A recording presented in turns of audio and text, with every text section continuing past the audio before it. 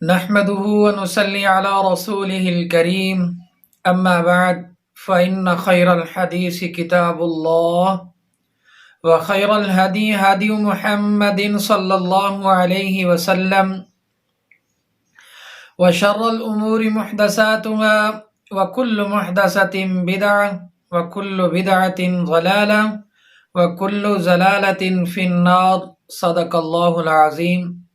میرے واجب الاحترام دوستو، بھائیو، بزرگوں، السلام علیکم ورحمۃ اللہ وبرکاتہ۔ پیارے دوستو، میں امید کرتا ہوں کہ آپ حضرات جہاں بھی ہوں گے خیر خیریت سے ہوں گے، اور اللہ تبارک و تعالی سے دعا کرتا ہوں کہ اللہ تعالی میرے تمام مسلمان بھائیوں کو، بزرگوں کو اور بہنوں کو اپنی حفظ و امان میں رکھے۔ پیارے دوستو، آج ایک نیا وظیفہ لے کر آپ حضرات کی خدمت میں حاضر ہوا ہوں۔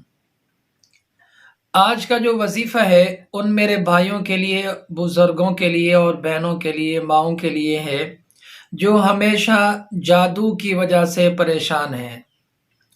اگر آپ کے گھر میں کسی شخص کے اوپر بھی جادو کا اثر ہے تو آپ اس وظیفے کو کر سکتے ہیں۔ اگر جس بندے کے اوپر جادو ہے وہ خود کرنا چاہے بھی بہتر ہے۔ اگر وہ یہ صورتیں، یہ قرآن پاک کی آیاتیں نہیں پڑھ سکتا، کوئی دوسرا بندہ پڑھ کر اس کے اوپر دم کر سکتا ہے۔ تو پیارے دوستو، آج کا جو عمل ہے یہ جادو کے متعلق ہے۔ کسی بھی قسم کا جادو ہے، کالا، نیلا، پیلا، جو بھی جادو ہے، آپ کو یقین ہے کہ آپ کے اوپر جادو ہے، جادو کے اثرات ہیں آپ کے اوپر، تو آپ اس وظیفے کو کریں تو انشاءاللہ اللہ تبارک و تعالی چند دنوں کے اندر قرآن پاک کی برکت سے اس جادو کو ختم فرما دیں گے۔ تو پیارے دوستو، اب چلتے ہیں وظیفے کی طرف۔ کون سا وظیفہ ہے، کس ترتیب کے ساتھ آپ نے پڑھنا ہے؟ پیارے دوستو، کوشش کرنی ہے، آپ نے نماز کی پابندی کرنی ہے اور 3 مرتبہ درود ابراہیمی پڑھنا ہے۔ جو نماز کے اندر درود پاک پڑھا جاتا ہے، آپ نے اسی درود پاک کو 3 مرتبہ پڑھنا ہے۔ پھر 7 مرتبہ آیت الکرسی پڑھنی ہے۔ 7 مرتبہ آیت الکرسی پڑھنے کے بعد پھر آپ نے 3 مرتبہ سورۃ الحشر کی آخری آیاتیں پڑھنی ہے۔ 3 مرتبہ ان آیاتوں کے پڑھنے کے بعد پھر آپ نے 3 مرتبہ سورۃ الکافرون پڑھنی ہے، قل یا ایھا الکافرون۔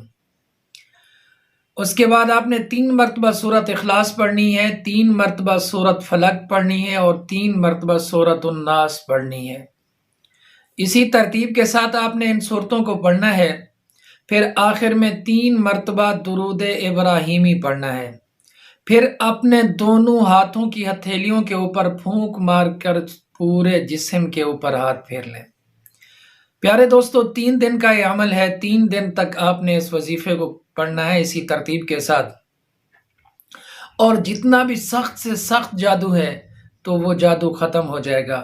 اگر کسی اور کے اوپر آپ دم کر رہے ہیں تو اسی ترتیب کے ساتھ پڑھ کے اس کے ہاتھوں کے اوپر پھونک مارے۔ وہ بندہ مریض جو ہے وہ اپنے ہاتھ اپنے پورے جسم کے اوپر پھیر لے۔